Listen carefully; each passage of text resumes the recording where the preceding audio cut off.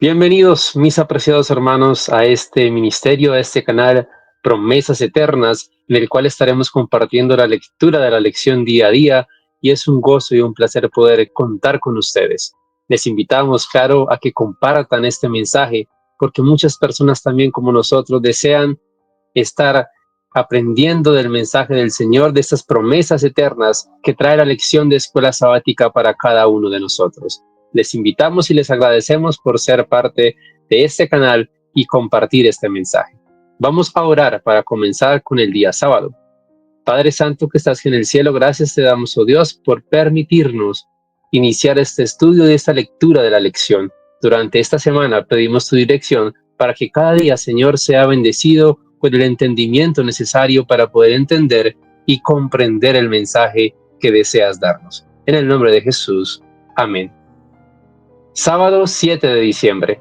El Padre, el Hijo y el Espíritu Santo. Las lecturas y los textos para la semana son Juan 14, 10, 24, Génesis 3, 7 al 9, Juan 16, 27 al 28, Juan 16, 7 al 11, Juan 17, 1 al 26. Para memorizar. Pero el Consolador, el Espíritu Santo, a quien el Padre enviará en mi nombre, Él les enseñará todas las cosas y les recordará todo lo que les he dicho. Juan 14, 26. El Evangelio de Juan es un mosaico de temas. Juan recurre a las señales milagros para demostrar que Jesús es el Mesías prometido por los profetas. Juan utiliza una serie de testigos para proclamar a Dios como el Cristo. También utiliza las afirmaciones yo soy para señalar su divinidad. Los tres miembros de la deidad son mencionados en Juan 1. Durante siglos, los seres humanos han intentado comprender plenamente la naturaleza de la deidad, pero como eso no es posible, muchos niegan su existencia. Sin embargo, no es inteligente rechazar algo solo porque no podemos comprenderlo plenamente o porque no encaja en los estrechos límites del razonamiento humano. Juan dice que si quieres entender a Dios, debes mirar a Jesús y lo que ha sido revelado en la palabra. Este enfoque nos abre todo un mundo nuevo de relaciones entre los miembros de la deidad, entre ellos y los seres humanos, y entre los propios seres humanos.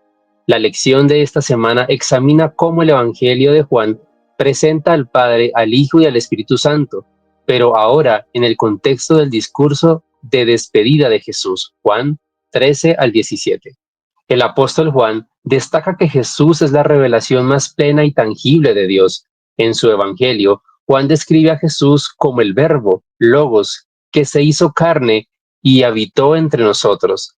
Esto significa que si deseamos comprender el carácter, a voluntad y los propósitos de Dios, debemos dirigir nuestra mirada a Jesús. Él no solo encarnó las cualidades divinas como el amor, la justicia y la misericordia, sino que también ejemplificó cómo estas cualidades se manifiestan en la vida cotidiana. La palabra de Dios, tanto en el Antiguo como en el Nuevo Testamento, tiene como eje central la revelación de Cristo. Las Escrituras no solo presentan las obras y palabras de Jesús, sino que también explican su relación con el Padre y el Espíritu Santo, revelando la unidad perfecta dentro de la deidad.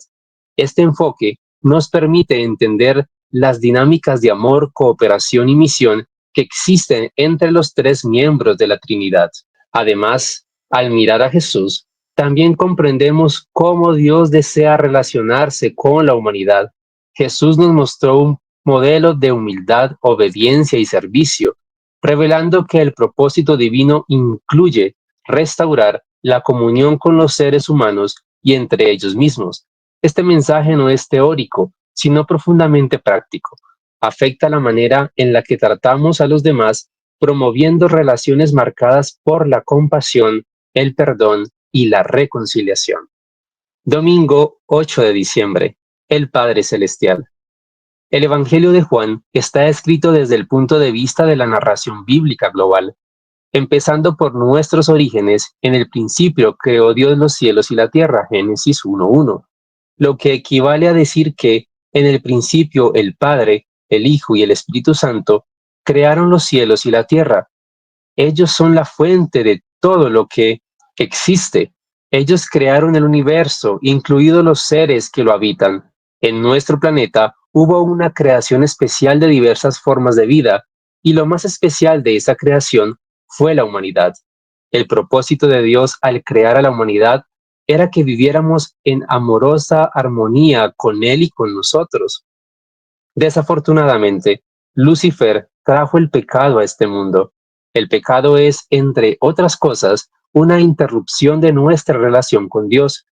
Representa de forma distorsionada quién es Dios. Por eso, Dios el Hijo asumió nuestra naturaleza humana en la persona de Jesús para restaurar el conocimiento de Dios y traer la salvación a la humanidad. Mientras estuvo aquí, Jesús sometió su vida al Padre y vivió en armonía con su orientación. Dijo, yo y el Padre somos uno. Juan 10:30. El Padre está en mí y yo en el Padre. Si no hago las obras de mi Padre, no me crean.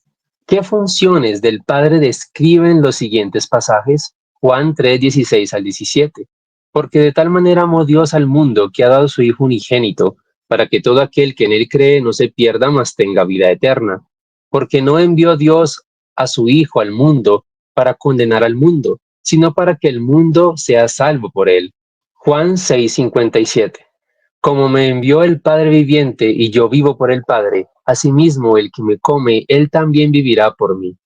Juan 5:22. Porque el Padre a nadie juzga, sino que todo el juicio dio al Hijo.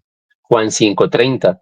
No puedo yo hacer nada por mí mismo. Según oigo, así juzgo, y mi juicio es justo, porque no busco mi voluntad, sino la voluntad del que me envió, la del Padre. Juan 6:32. Y Jesús les dijo, de cierto os digo, no os dio Moisés el pan del cielo, mas mi Padre os da el verdadero pan del cielo. Juan 14:10. ¿No crees que yo soy en el Padre y el Padre en mí? Las palabras que yo os hablo, no las hablo por mi propia cuenta, sino que el Padre que mora en mí, él hace las obras. Juan 14:24. El que no me ama, no guarda mis palabras, y la palabra que habéis oído no es mía, sino del Padre que me envió. Juan 6:45. Escrito está en los profetas, y serán todos enseñados por Dios. Así que todo aquel que oyó al Padre y aprendió de él, viene a mí. Juan 15:16. No me elegisteis vosotros a mí, sino que yo os elegí a vosotros, y os he puesto para que vayáis y llevéis fruto, y vuestro fruto permanezca, para que todo lo que pidiereis al Padre en mi nombre, Él os lo dé. Juan 16:23. En aquel día no me preguntaréis nada. De cierto os digo, que todo cuanto pidiereis al Padre en mi nombre, os lo dará. Estos versículos presentan al Padre en estrecha relación con Jesucristo, su Hijo. El Padre tiene un contacto íntimo con nuestro mundo y una profunda participación en nuestra salvación. ¿Qué nos enseña esta verdad acerca del amor de Dios hacia nosotros? Mis hermanos, el tiempo que Jesús pasó en la tierra fue un testimonio vivo de lo que significa someterse plenamente a la voluntad de Dios. Desde su encarnación, Él se humilló a sí mismo, dejando de lado su gloria celestial para asumir la naturaleza humana. Este acto inicial de humildad marcó el tono de su toda completa vida, una existencia completamente alineada con el propósito y la dirección del Padre. Cuando Jesús declaró, yo y el Padre somos uno, no solo afirmó su unidad esencial con el Padre en términos de divinidad, sino también un propósito, misión y carácter. Esto significa que en todo lo que hizo y dijo, Jesús fue una manifestación perfecta de la voluntad divina. Sus palabras eran las palabras del Padre. Sus acciones reflejaban el amor y la justicia del Padre. Y su misión era cumplir el plan de salvación diseñado por la Trinidad. La sumisión de Jesús al Padre fue constante y total. En varias ocasiones afirmó que no hacía nada por iniciativa propia, sino únicamente lo que veía hacer al Padre. Incluso en momentos de intenso sufrimiento, como en el Getsemaní, Jesús oró, no se haga mi voluntad sino la tuya. Este ejemplo subraya una obediencia que no era forzada, sino voluntaria, basada en una relación de confianza y amor perfectos. Día lunes, diciembre 9, Jesús y el Padre. Que el Señor nos bendiga en este estudio. Fuimos creados por Dios para tener una relación personal con Él. Sin embargo, a causa del pecado, esa relación fue radicalmente interrumpida. Podemos ver el impacto inmediato de esa ruptura en la historia del jardín del Edén. Lee Génesis 3, 7 al 9. ¿Cómo revela esto la ruptura que causó el pecado? ¿Qué significa el hecho de que Dios fue quien los buscó, no a la inversa? Génesis 3, 7 al 9 nos dice: Entonces fueron abiertos los ojos de ambos, y conocieron que estaban desnudos. Entonces cosieron hojas de higuera, y se hicieron delantales, y oyeron la voz de Jehová Dios que se paseaba en el huerto, al aire del día, y el hombre y su mujer se escondieron de la presencia de Jehová Dios entre los árboles del huerto. Mas Jehová Dios llamó al hombre y le dijo: ¿Dónde estás tú? La intención de la deidad era ofrecer sanación a toda la humanidad, poniendo a fin a la brecha causada por el pecado. Aunque toda la humanidad no aceptara lo que él ofrecía, para restaurar esta relación, un miembro de la deidad se hizo humano. El Verbo se hizo carne y habitó entre nosotros, manifestando la gloria de Dios. Juan 1, 14 al 18. Como resultado, la humanidad ha recibido la plenitud y la gracia divinas. Esto es lo que Jesús vino a compartir.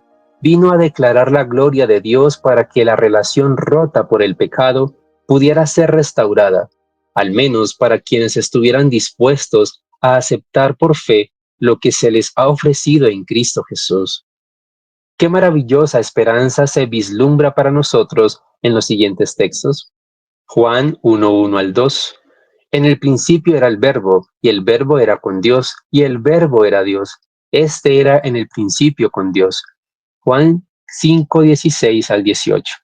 Y por esta causa, los judíos perseguían a Jesús y procuraban matarle, porque hacía estas cosas en el día de reposo. Y Jesús les respondió: Mi Padre hasta ahora trabaja y yo trabajo. Por esto los judíos aún más procuraban matarle, porque no solo quebrantaba el día de reposo, sino que también decía que Dios era su propio Padre, haciéndose igual a Dios. Juan 6, 69. Y nosotros hemos creído y conocemos que tú eres el Cristo, el Hijo del Dios viviente. Juan 10, 10. El ladrón no viene sino a hurtar y matar y destruir, y yo he venido para que tengáis vida y para que la tengan en abundancia. Juan 10, 30. Yo y el Padre uno somos. Juan 20, 28. Entonces Tomás respondió y le dijo: Señor mío y Dios mío. En Cristo hay vida original, que no proviene ni deriva de otra. Elena de Guay, El deseado de todas las gentes, página 501. Sin embargo, como Hijo encarnado que se despojó a sí mismo del ejercicio de sus prerrogativas, Cristo, hablando de su existencia en la tierra, como hombre entre los hombres, podía referirse a su posesión de la vida como un don de Dios. La divinidad de Cristo es la garantía que el creyente tiene de la vida eterna. El deseado de todas las gentes, página 501. Dios no fue reconocido por la humanidad. Por lo tanto, envió a su único Hijo para que el Padre pudiera ser conocido. En el contexto del cosmos, un ateo escribió: En nuestra oscuridad, en toda esta inmensidad, no hay ningún indicio de que venga ayuda de otra parte para salvarnos de nosotros mismos. ¿Qué enseñanza bíblica demuestra lo erróneo de esa aseveración? Saben, la misión de la deidad al ofrecer sanación a la humanidad fue un acto supremo de amor y gracia. Desde la caída de Adán y Eva, el pecado creó una brecha insalvable entre Dios y la humanidad. Una separación que afectó totalmente no solo la relación espiritual entre ambos, sino también la naturaleza misma del ser humano, su entorno y sus relaciones con los demás. Este abismo no podía ser separado ni reparado por esfuerzos humanos, sino únicamente por una intervención divina. En su amor infinito, Dios trazó un plan de redención incluso antes de la creación del mundo. Este plan tuvo su culminación en la encarnación vida, muerte y resurrección de Jesucristo, como el Cordero de Dios que quita el pecado del mundo. Jesús se ofreció como el único puente capaz de cerrar esa brecha. A través de su sacrificio, Él cargó con las consecuencias del pecado, ofreciendo la posibilidad de reconciliación y restauración para toda la humanidad. Sin embargo, este ofrecimiento divino no fue impuesto. La deidad respetó el libre albedrío del ser humano, aunque la salvación está disponible para todos. No todos la aceptan. Esto no disminuye la magnitud del sacrificio ni la amplitud del amor de Dios, sino que subraya su carácter de respeto por las decisiones de cada individuo. En 2 de Pedro 3:9 se nos recuerda que Dios no quiere que nadie perezca, sino que todos procedan al arrepentimiento. Sin embargo, esta invitación depende de la respuesta de cada corazón. Martes 10 de diciembre. Conocer al Hijo es conocer al Padre. A lo largo del Evangelio de Juan, el apóstol describe cómo Jesús, el Hijo, realiza actividades que señalan al Padre. Jesús explica quién es el Padre y muestra cuál es su relación con nuestro mundo. Todo esto está en consonancia con Juan 1:18, que dice que Él da a conocer, interpretar, explicar al Padre. Jesús hace esto vez tras vez. La palabra Padre aparece 136 veces en Juan y 18 veces en sus 3 epístolas, más de un tercio del total de veces que el término es usado en el Nuevo Testamento. El discurso de despedida de Jesús es uno de los lugares principales del Evangelio donde el Maestro da a conocer al Padre. Jesús era el representante del Padre en la tierra y vino a cumplir en carne humana su voluntad. De hecho, Jesús dijo que en todo procuraba hacer la voluntad del Padre y no la suya. A primera vista, esta afirmación puede parecer sorprendente, pero muestra que Jesús estaba totalmente consagrado al Padre. Jesús dijo también que había sido enviado por el Padre para terminar su obra, la salvación de la humanidad, y que el Padre mismo daba testimonio de su obra. Jesús proclamó que el Padre lo había enviado para servir como el único a través del cual la humanidad puede llegar al Padre. Juan 6:40 al 44. El Padre quiere que las personas tengan la vida eterna que se encuentra en Jesús, quien promete resucitarlas en ocasión de su segunda venida. ¿Qué nos enseñan los siguientes textos acerca de la relación existente entre Jesús y el Padre? Juan 7:16.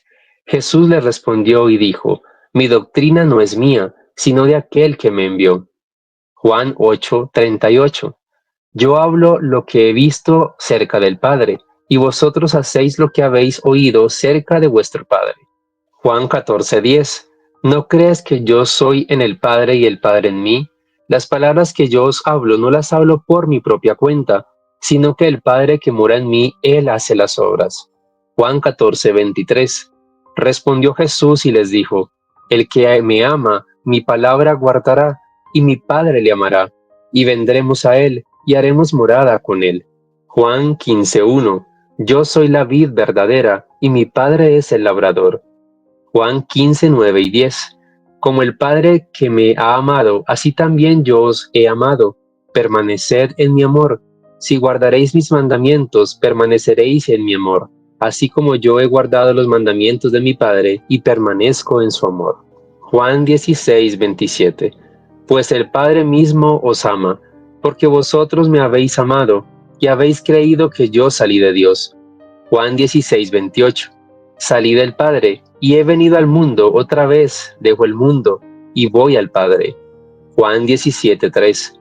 Y esta es la vida eterna, que te conozcan a ti, el único Dios verdadero, y a Jesucristo a quien has enviado. Las afirmaciones de Jesús acerca de su relación con el Padre son sorprendentes. Declara que todas sus enseñanzas son las del Padre, que todo lo que dice lo ha oído personalmente del Padre, que creer en Él es lo mismo que creer en el Padre, que tanto sus palabras como sus obras son todas del Padre, y que Él y el Padre están unidos en el amor y la obra de la salvación de la humanidad. Qué poderoso testimonio de la relación estrecha de Jesús con su Padre Celestial. ¿Cómo cambiaría tu vida si tus pensamientos y tus acciones fueran plenamente la expresión de la voluntad de Dios para tu vida? Es decir, ¿cómo podemos vivir mejor lo que sabemos mediante Jesús, que es la voluntad de Dios para nuestra vida? Cuando Jesús afirmó que había sido enviado por el Padre para completar su obra, dejó claro que su vida y ministerio no eran accidentales ni autónomos, sino parte de un plan divino establecido desde antes de la creación del mundo. Jesús fue consciente en todo momento de su misión: reconciliar a la humanidad con Dios mediante la vida perfecta, su muerte expiatoria y su resurrección gloriosa. En Juan 4:34 declaró: Mi comida es hacer la voluntad del que me envió y terminar su obra, reflejando su completa dedicación a cumplir el propósito del Padre. La obra a la que Jesús se refería es el plan de salvación que buscaba restaurar lo que el pecado había destruido. Desde el Antiguo Testamento, Dios había prometido un Salvador que redimiría a su pueblo, y en Jesús esa promesa encontró su cumplimiento.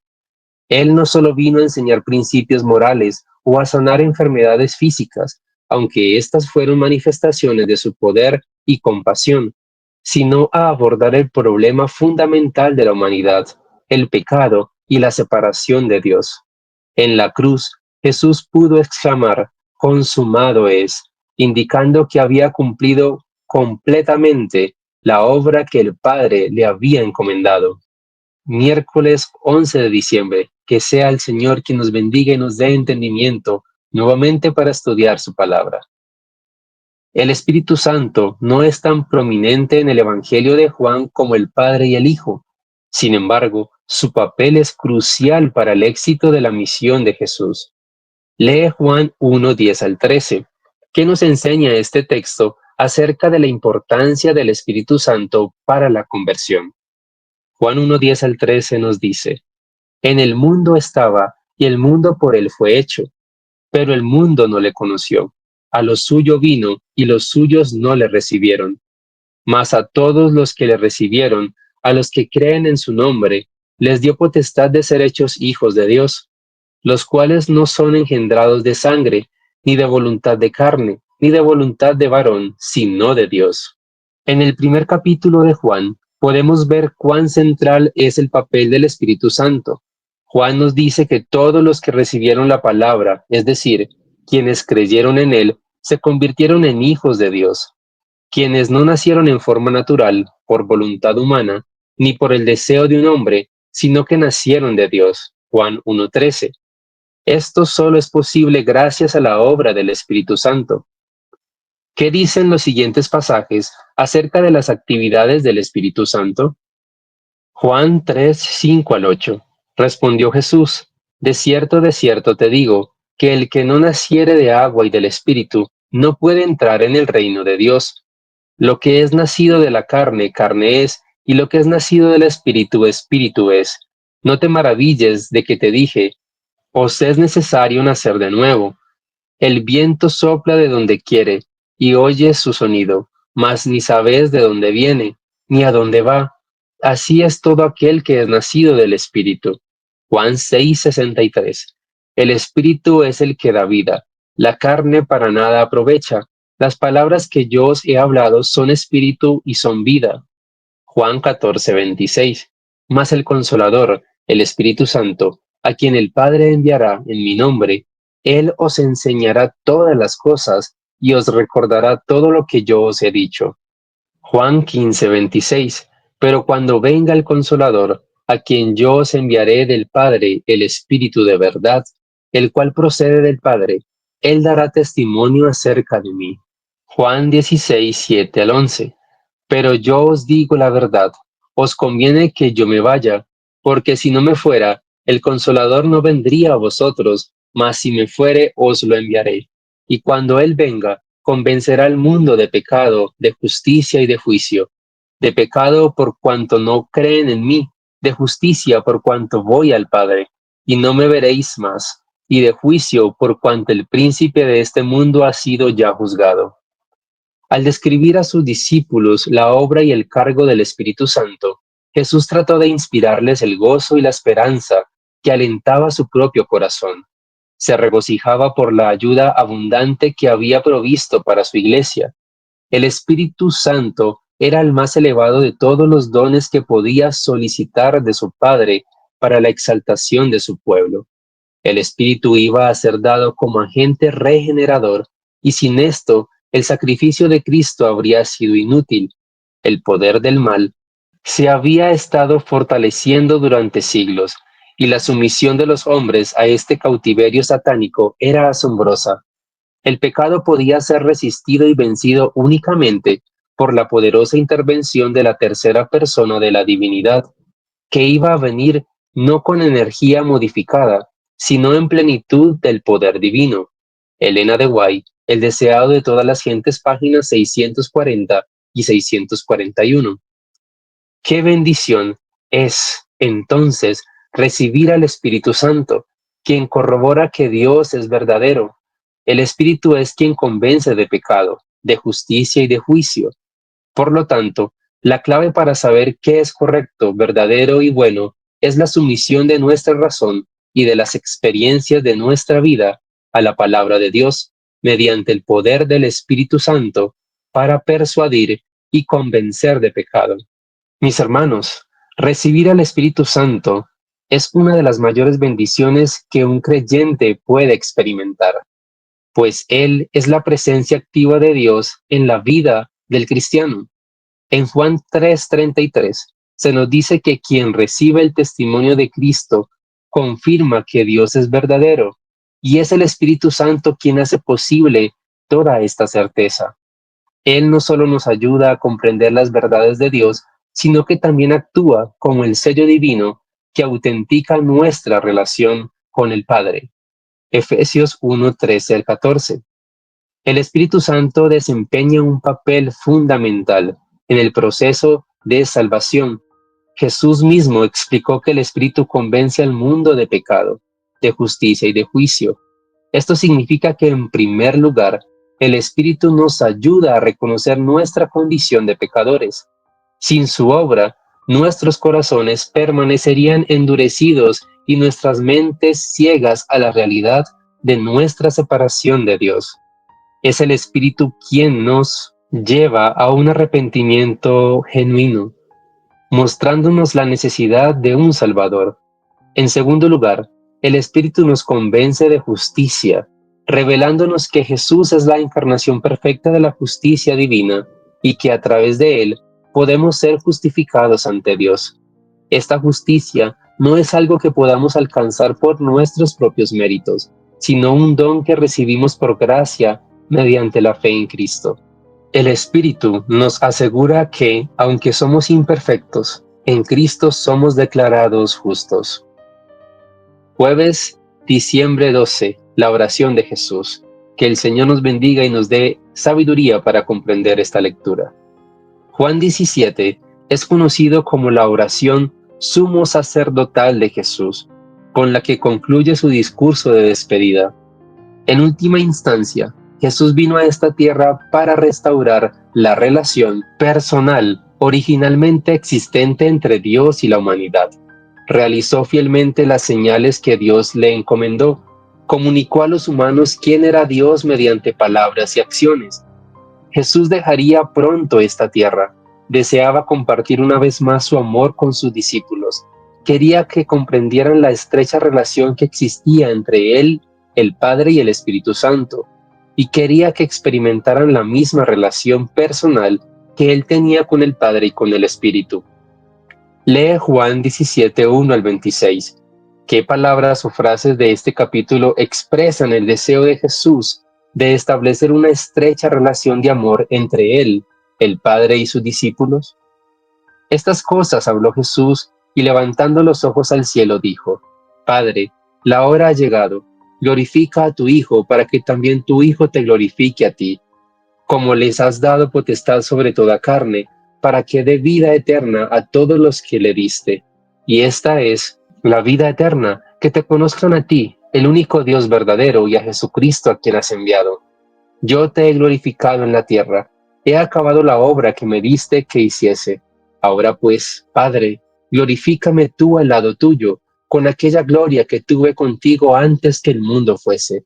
He manifestado tu nombre a los hombres que del mundo me diste. Tuyos eran y me los diste, y han guardado tu palabra. Ahora han conocido que todas las cosas que me has dado proceden de ti. Muchos leen Juan 17 en el sentido de que lo único que importa es la unidad y el amor.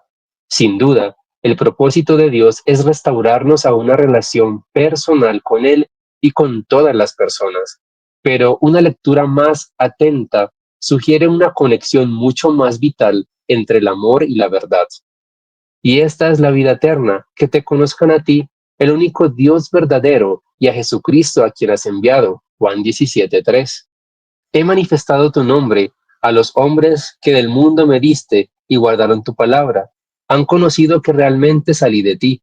Santifícalos en la verdad. Tu palabra es verdad. Cristo vino a revelar al Padre. Esta revelación era importante debido a los muchos conceptos erróneos que existían acerca de Dios. El Evangelio de Juan muestra la seriedad con que Jesús llevó a cabo esta misión. Él representaba correctamente la palabra y las acciones de Dios. Si la verdad no importara, ¿por qué llegar tan lejos? Jesús vivió una vida de grandes dificultades y fue finalmente rechazado por las autoridades religiosas. Sufrió la indiferencia de la gente e incluso a veces de sus propios discípulos. Uno de ellos lo traicionó, otro lo negó 3 veces. Pasó por una prueba sin tregua y murió en una cruz a manos de los mismos a los que vino a salvar. ¿Cómo puedes reflejar mejor en tu propia vida el amor de Dios? Un amor como el que existe entre Jesús y el Padre. Jesús ora por sí mismo, Juan 17:1-5. Jesús comienza su oración pidiendo que el Padre lo glorifique para que Él, a su vez, pueda glorificar al Padre. Esta glorificación no es egoísta, sino que apunta al cumplimiento de la obra redentora. Jesús reconoce que ha llegado la hora en la que se consumará su misión mediante la cruz, un acto de sacrificio que manifiesta el amor y la justicia de Dios. Al hablar de glorificación, Jesús se refiere tanto a su muerte como a su resurrección y exaltación. En esta sección también alude a la vida eterna como el conocimiento pleno de Dios, un conocimiento que solo es posible a través de Él, quien ha revelado perfectamente al Padre. También Jesús ora por sus discípulos, Juan 17:6-19. En la segunda parte, Jesús intercede por los discípulos que han creído en su mensaje y han sido apartados del mundo para cumplir la misión divina. Jesús ora para que sean protegidos del maligno, permanezcan unidos y sean santificados en la verdad, que es la palabra de Dios. Él reconoce que aunque los discípulos aún están en el mundo, no pertenecen a Él, así como Él tampoco es del mundo. Esta oración subraya la tensión entre vivir en un mundo caído y pertenecer a una realidad celestial. Jesús también pide al Padre que los santifique, es decir, que los separe y los capacite para vivir en obediencia y llevar adelante la misión del Evangelio. Por último, Jesús ora por todos los creyentes futuros, Juan 17:20-26.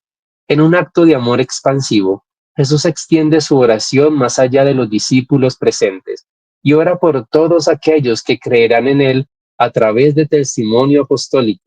Su principal petición es que todos los creyentes sean uno, como Él y el Padre son uno. Esta unidad no es meramente organizacional, sino espiritual, basada en el amor y la verdad de Dios.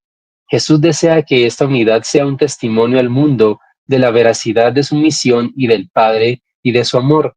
Además, expresa su anhelo de que sus seguidores estén con Él en la gloria futura, contemplando la gloria que Él tuvo con el Padre desde antes de la fundación del mundo.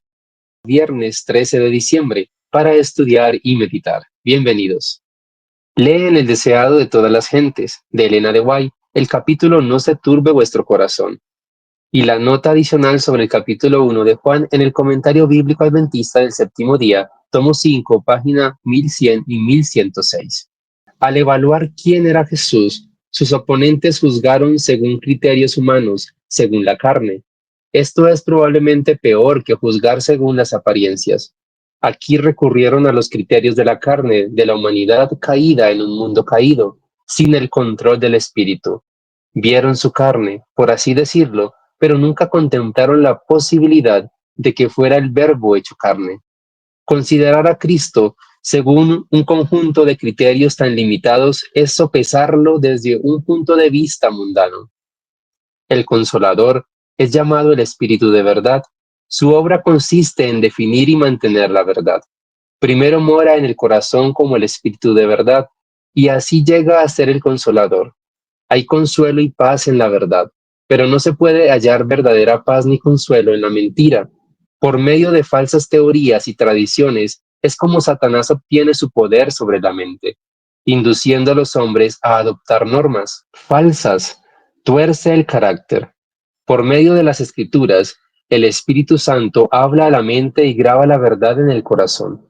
Así expone el error y lo expulsa del alma. Por el Espíritu de verdad, obrando por la palabra de Dios, es como Cristo subyuga a sí mismo a sus escogidos. Elena de White, El deseado de todas las gentes, página 640. Comentario basado en el libro Deseado de todas las gentes. Mirando a sus discípulos con amor divino y con la más tierna simpatía, Cristo dijo: Ahora es glorificado el Hijo del Hombre y Dios es glorificado en él.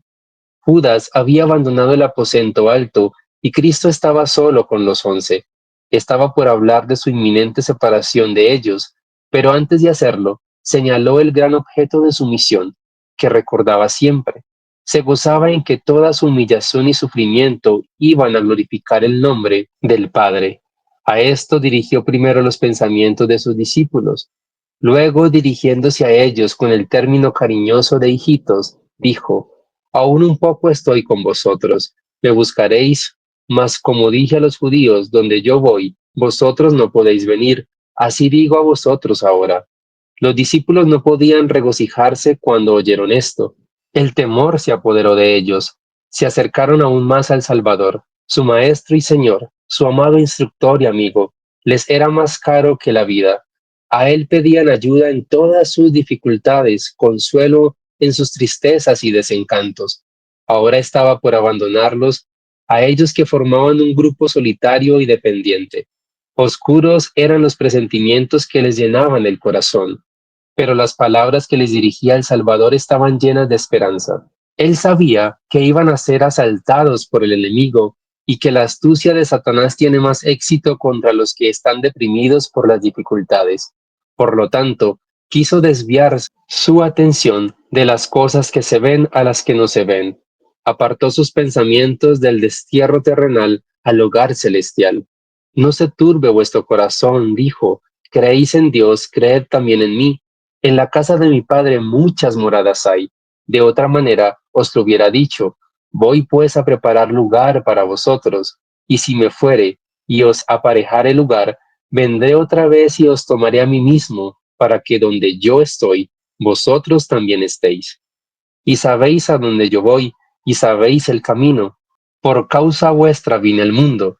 Estoy trabajando en vuestro favor. Cuando me vaya, seguiré trabajando anhelosamente por vosotros. Vine al mundo a revelarme a vosotros, para que creyeseis. Voy al Padre para cooperar con Él en vuestro favor. El objeto de la partida de Cristo era lo opuesto de lo que temían los discípulos.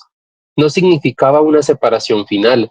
Iba a prepararles lugar, a fin de volver aquí mismo a buscarlos, mientras les estuviese edificando mansiones. Ellos habían de edificar un carácter conforme a la semejanza divina. Los discípulos estaban perplejos aún. Tomás, siempre acosado por las dudas, dijo: Señor, no sabemos a dónde vas. ¿Cómo pues podemos saber el camino? Jesús le dice: Yo soy el camino, la verdad y la vida. Nadie viene al Padre sino por mí. Si me conocieseis, también a mi Padre conocierais. Y además, desde ahora le conocéis y le habéis visto. No hay muchos caminos que llevan al cielo. No puede cada uno escoger el suyo. Cristo dice: Yo soy el camino. Nadie viene al Padre sino por mí. Desde que fue predicado el primer sermón evangélico, Cuando en el Edén se declaró que la simiente de la mujer aplastaría la cabeza de la serpiente, Cristo ha sido enaltecido como el camino, la verdad y la vida. Él era el camino cuando Adán vivía, cuando Abel ofreció a Dios la sangre del cordero muerto, que representaba la sangre del Redentor. Cristo fue el camino por el cual los patriarcas y los profetas fueron salvos. Él es el único camino por el cual podemos tener acceso a Dios. Si me conocieseis, dijo Cristo, también a mi Padre conocierais. Y desde ahora le conocéis y le habéis visto. Pero los discípulos no le comprendieron todavía. Señor, muéstranos el Padre, exclamó Felipe, y nos basta. Asombrado por esa dureza de entendimiento, Cristo preguntó con dolorosa sorpresa, ¿tanto tiempo ha que estoy con vosotros y no me has conocido, Felipe? ¿Es posible que no veáis al Padre en las obras que hace por medio de mí? ¿No creéis que he venido para testificar acerca del Padre? ¿Cómo pues dices tú, muéstranos al Padre? El que me ha visto al Padre. Cristo no había dejado de ser Dios cuando se hizo hombre. Aunque se había humillado hasta asumir la humanidad, seguía siendo divino. Cristo solo podía representar al Padre ante la humanidad, y los discípulos habían tenido el privilegio de contemplar esta representación por más de 3 años. Creedme que yo soy en el Padre y el Padre en mí. De otra manera, creedme por las mismas obras. Su fe podría haber descansado segura en la evidencia dada por las obras de Cristo, obras que ningún hombre habría podido hacer de por sí. Las obras de Cristo atestiguaban su divinidad. El Padre había sido revelado por él. Gracias, mis apreciados hermanos, por haber quedado hasta el final de esta lectura y por habernos acompañado en el final de esta semana. Vamos a orar para finalizar.